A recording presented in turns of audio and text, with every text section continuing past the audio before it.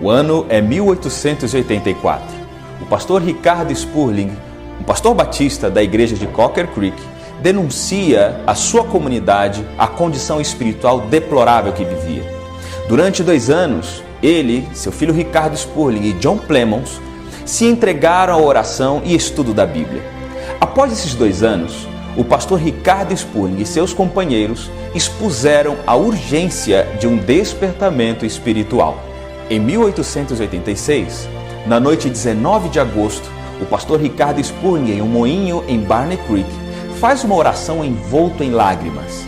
Fez um discurso inflamado e conclui: todos os cristãos, como os que estão aqui presentes, que desejarem ser livres de todos os credos, tradições, todos feitos pelos homens, e estão dispostos a tomar o Novo Testamento, ou seja, a lei de Cristo, como a sua única regra de fé e prática, dando uns aos outros direitos iguais e o privilégio de ler e interpretar para si mesmos como ditar suas consciências, e estão dispostos a reunirem-se como a Igreja de Deus para realizar negócios com a mesma, venham à frente.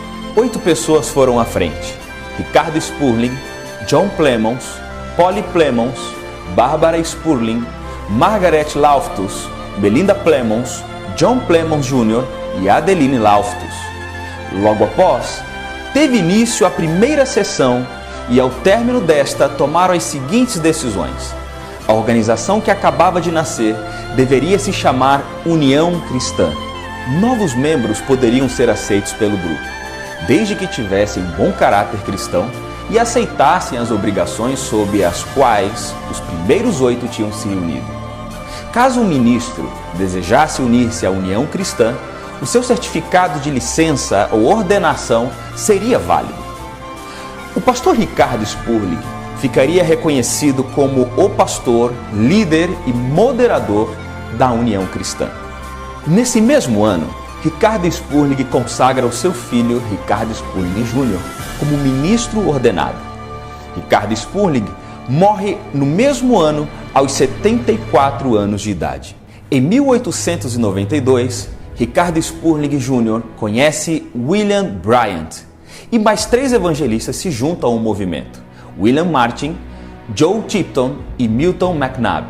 Em 1896, William Martin, Joe Tipton e Milton McNabb chegam a Camp Creek e iniciam reuniões em uma escola cedida pelas autoridades do município.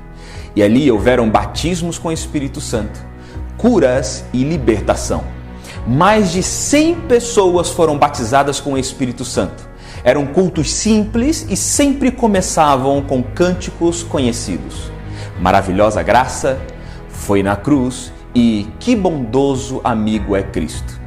Também, em 1896, começaram as perseguições de outras igrejas, acusando-os de heresia, loucura e idiotismo. A Igreja Batista expulsou de uma só vez 33 membros que professaram estar vivendo uma vida de santidade. Após esse acontecimento, surgiu uma pessoa conhecida como Tio Dick, que doou à União Cristã um terreno em frente à escola de onde eles foram expulsos. E ali construíram um templo de madeira, e com a construção do templo a igreja começou a ser independente. O novo templo sofreu vários ataques. Atearam fogo, mas uma forte chuva apagou o incêndio. Dias depois, ela foi dinamitada. Boa parte da igreja foi destruída, mas em seguida foi reerguida. Tempos depois, 106 homens desmontaram o templo.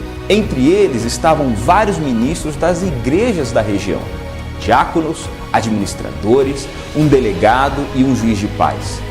O fato de terem desmanchado o templo antes de queimá-lo foi intencional, pois quando foram julgados pelas autoridades do município de Cherokee, eles se defenderam dizendo que não tinham queimado um templo, e sim um amontoado de madeira. Diante deste último ataque, o templo não foi reconstruído. As reuniões passaram a ser realizadas na casa do irmão William Bryant. Um dia, quando ele voltava do campo, sofreu um ataque. Vários disparos de arma de fogo foram efetuados contra ele. 4 acabaram atingindo e, milagrosamente, ele sobreviveu. Dias após esse ataque, 7 homens foram à casa para mais uma vez tentar matá-lo, mas a sua esposa grávida o escondeu e os homens, ao verem a grávida, não forçaram para entrar na casa. Mas não cessaram os ataques.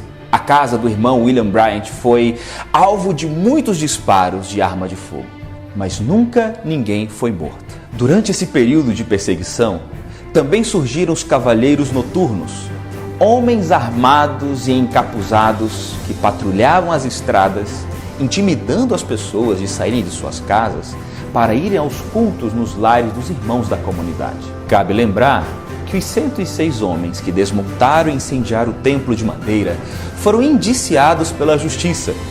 Durante o julgamento, onde já era dado como certa a condenação e a prisão dessas pessoas, os irmãos da União Cristã pediram clemência aos acusados, alegando que eles eram seus vizinhos e parentes e afirmando que eles não precisavam de prisão, mas de conversão. A corte aceitou o pedido e os deixaram em liberdade. Após esse incidente, as perseguições foram diminuindo e esse período durou cerca de 6 anos. Em 9 de maio de 1902, foi realizada uma reunião para corrigir os excessos religiosos. As pessoas se tornaram mais estritas e religiosas do que realmente a Bíblia Sagrada pedia. Por exemplo, não podiam comer carne, doces e comidas medicinais foram proibidas. Os homens não podiam usar gravatas e as mulheres tinham que deixar seus cabelos soltos até as costas. Era proibido, por exemplo, trançá-los e prendê-los. Outras várias proibições sem sentido foram tratados naquela reunião. Das reuniões de oração e jejum, esperavam um sinal de Deus para terminar. Quem não tivesse conforme as práticas extremas eram considerados sem espiritualidade. O orgulho foi gerando facções entre os irmãos. Classificaram o batismo no Espírito Santo em graus de poder. Primeiro, dinamite santo. Depois, lidite santo e depois, oxidite santo. A doutrina da preservação dos santos, ou da segurança eterna, foi predominando no meio do grupo durante esse período de excessos. Era ensinado que quem era batizado no Espírito Santo era incapaz de pecar. Eles estavam selados e não podiam cair. Então, nada do que fizessem seria pecado. Também nessa reunião, foi adotado um novo nome para a igreja, Igreja da Santidade de Camp Creek. Camp Creek era somente para designar o local onde a Igreja da Santidade estava sediada. O irmão William Bryant foi ordenado ministro e nomeado oficial da igreja. E o pastor Ricardo Spurling Jr. continuava sendo o pastor titular.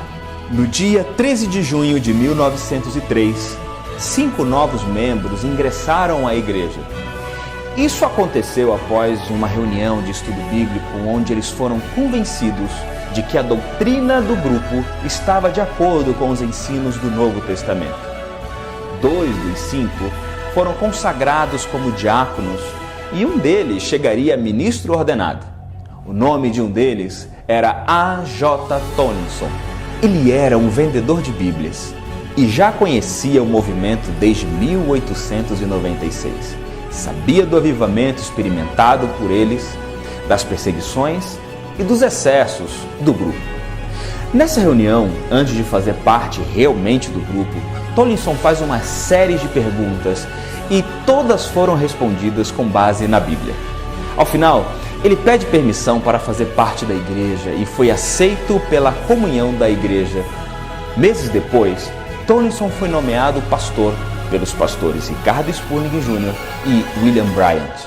Sob o pastoreio de Tomlinson, se juntaram 14 novos membros em seu primeiro ano, entre eles W.S. Lemons, que também foi ministro ordenado. Em dezembro de 1904, A.J. Tomlinson muda para Cleveland e em 1905, os registros mostram que a Igreja da Santidade tinha 4 igrejas organizadas, uma na Carolina do Norte, Camp Creek, 2 em Tennessee e uma na Geórgia. Ainda em 1905, houve um consenso entre os 4 ministros que seria necessária uma reunião com os representantes das 4 igrejas para responder perguntas, estudar a Bíblia, traçar planos e avaliar o crescimento desta igreja. Em 1906, é marcada a primeira Assembleia Geral em 26 e 27 de janeiro. O local escolhido foi a casa do irmão Murphy e participaram dessa Assembleia 21 delegados, sendo 7 mulheres e 14 homens.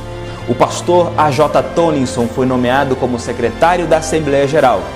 Alguns membros de Camp Creek se mudaram para Cleveland e no dia 10 de outubro foi organizada a Igreja da Santidade de Cleveland e com isso passou a ser o novo centro de atividades da Igreja da Santidade. Em 9 de janeiro de 1907, começa então a segunda Assembleia Geral na Igreja de Union Grove, próximo a Cleveland. Tomlinson foi quem presidiu essa Assembleia.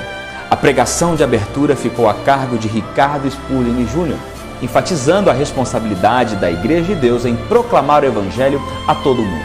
Nessa mesma Assembleia, no dia 11 de janeiro, por unanimidade, foi a mudança do nome Igreja da Santidade para Igreja de Deus. Também foram consagrados mais 2 membros ao ministério, Alex Henby e H.L. Trim. Além disso, foi também formalizada a função de moderador da Assembleia Geral e Tomlinson foi o primeiro a assumir essa função. Dos dias 8 e 12 de janeiro de 1908, a terceira Assembleia Geral foi realizada em Cleveland. O pastor Tomlinson, que ainda não havia recebido o batismo com o Espírito Santo, foi batizado neste domingo seguinte ao término da terceira Assembleia Geral. Em 1909, a quarta Assembleia Geral foi realizada no dia 6 de janeiro, também em Cleveland. O pregador da abertura foi novamente Ricardo Spurling Jr. O moderador geral foi Tomlinson.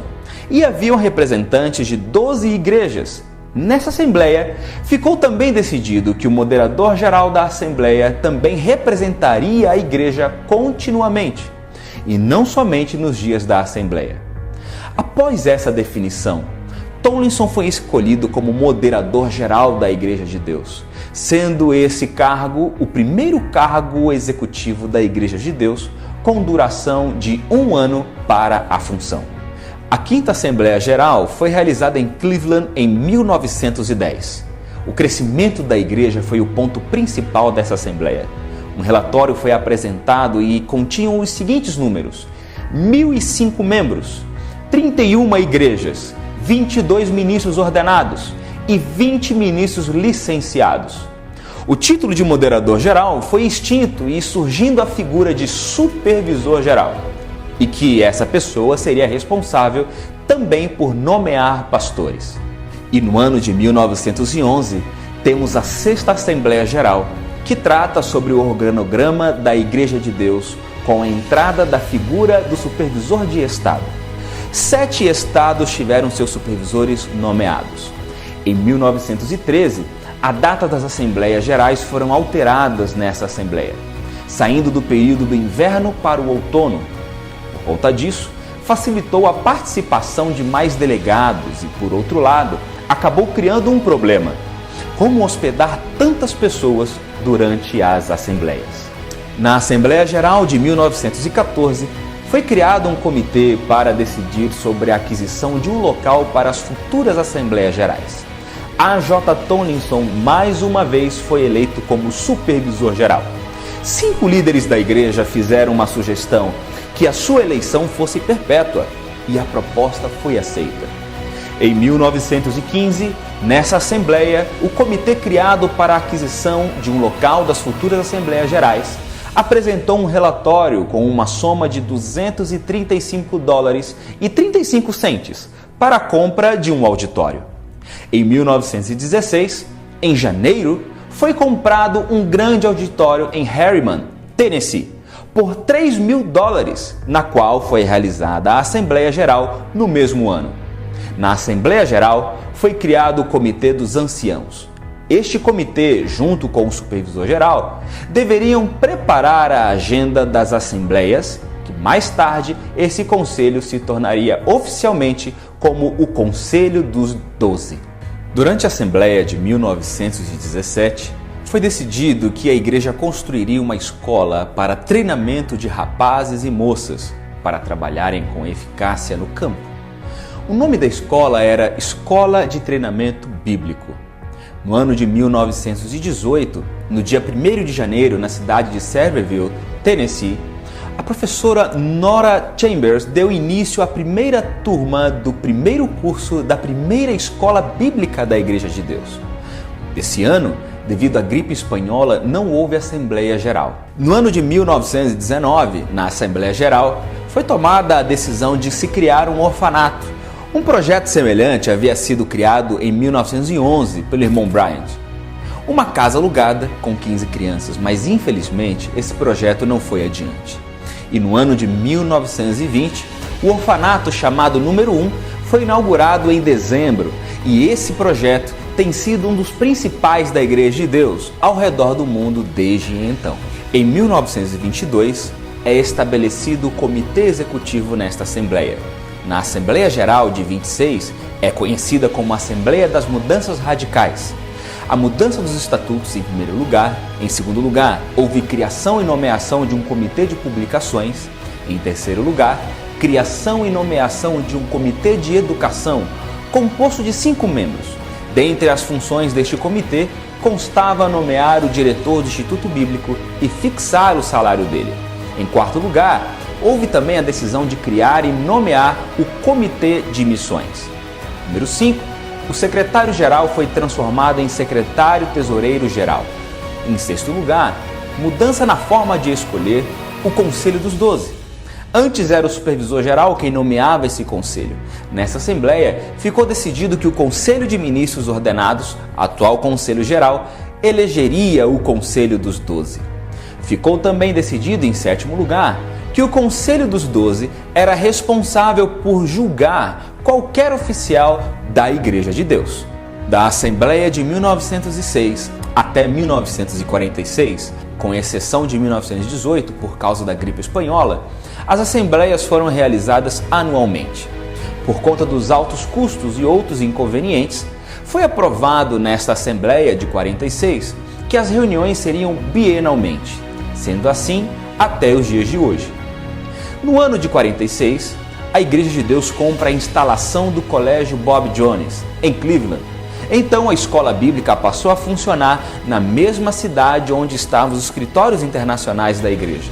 E mudou-se o nome para Colégio Lee, e que mais no futuro se tornou a Universidade Lee. De um grupo de 8 pessoas em 1886, hoje nós estamos presentes em 185 países. Temos mais de 7 milhões e meio de membros em todo o mundo. Contamos também com 39.696 igrejas organizadas, 46.366 ministros e no campo missionário atendemos a 580 missionários. Contamos com 116 escolas e seminários teológicos, onde 38.625 alunos estão matriculados em algum dos nossos cursos. A Igreja de Deus cresceu.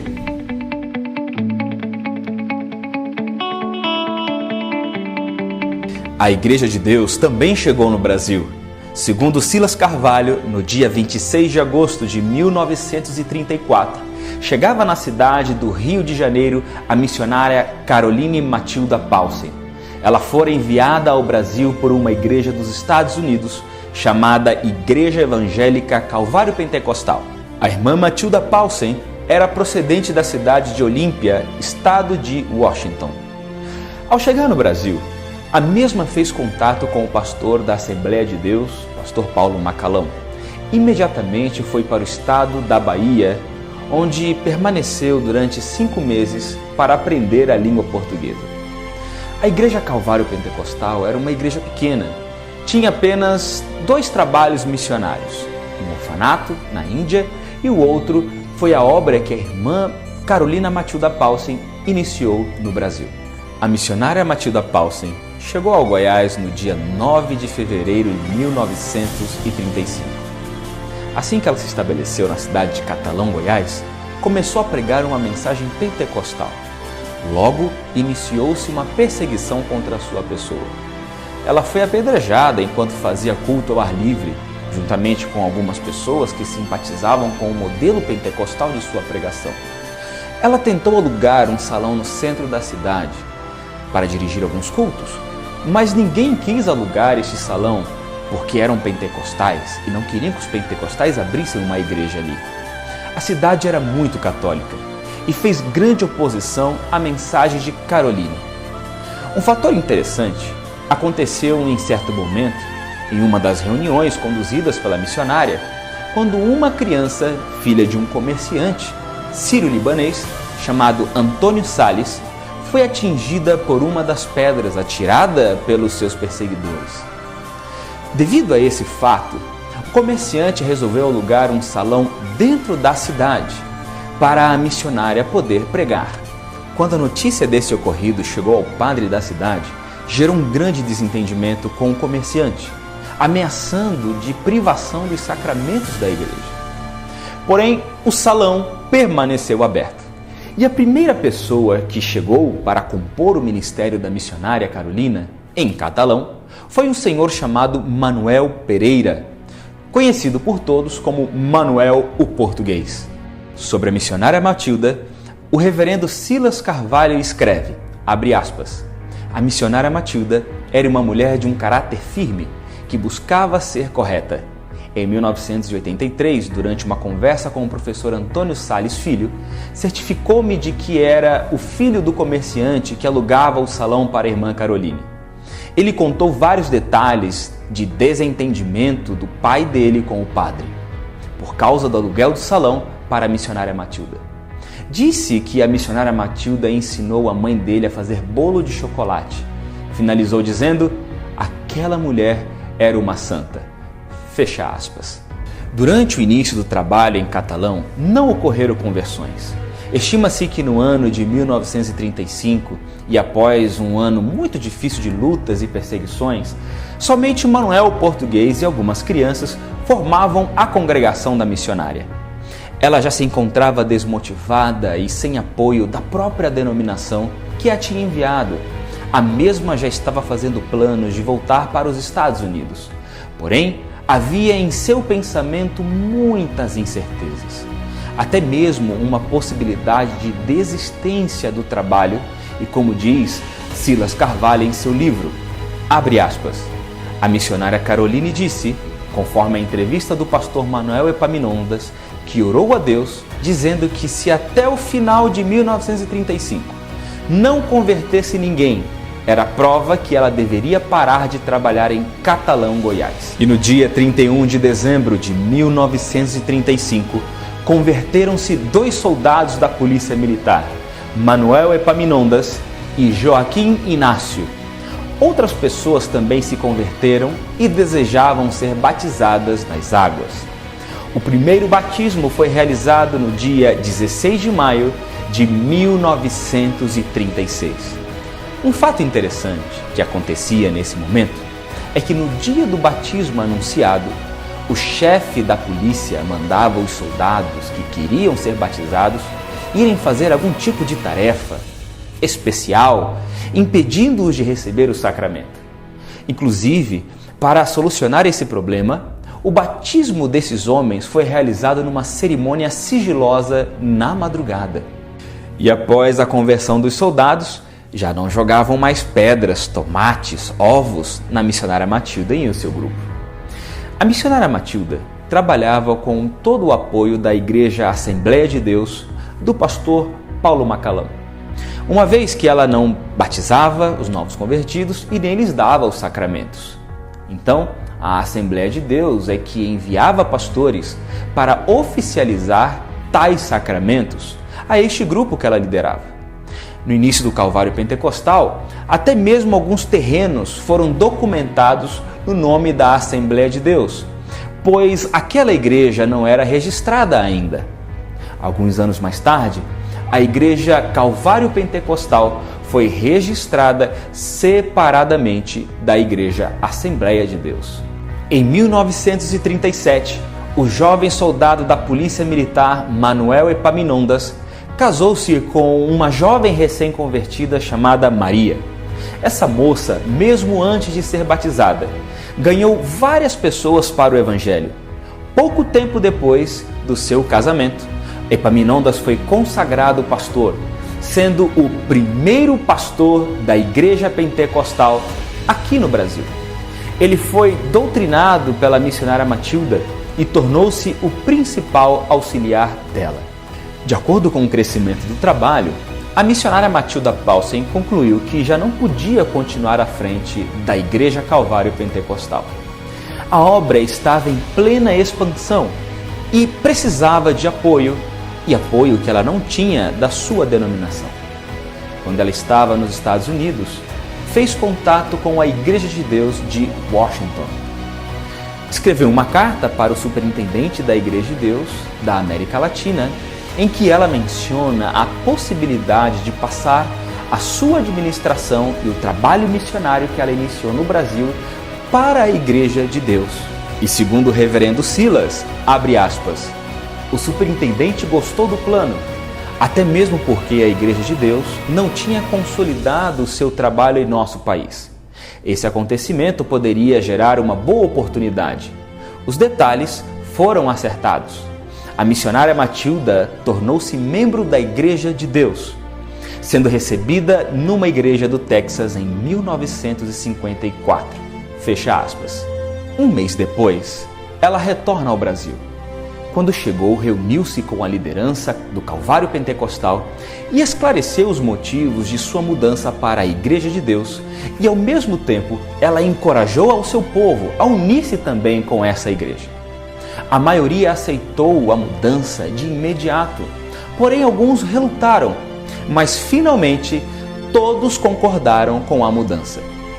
No dia 25 de novembro de 1954, na cidade de Pires do Rio, Goiás, aconteceu a primeira reunião de obreiros da Igreja Calvário Pentecostal, com 2 representantes da Igreja de Deus nos Estados Unidos para oficializar a reunião. Segundo escreveu o reverendo Silas, abre aspas, a reunião que concluiu e oficializou a união do Calvário Pentecostal com a Igreja de Deus aconteceu no dia 12 de março de 1955 em Campinas, Goiânia. A maioria dos ministros do Calvário estava presente nessa reunião.